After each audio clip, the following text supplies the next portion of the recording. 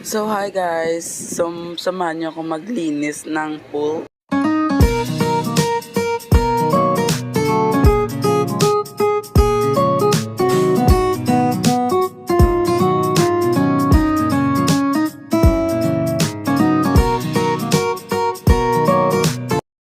So tapos na ako maglinis ng pool. So ayan, malinis na siya.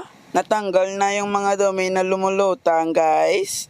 At ngayon naman, papakita ko sa inyo ang view. So ayun, nandyan na po si Papa. So hinugasan niya nga yung filter ng pool. So ayan na nga si Mama, mukhang haggard na yan. So ngayon, itutur ko na kayo dito sa bahay ng Glaraga family. So dito nilalagay ni Mama ang mga sinampay ng kanyang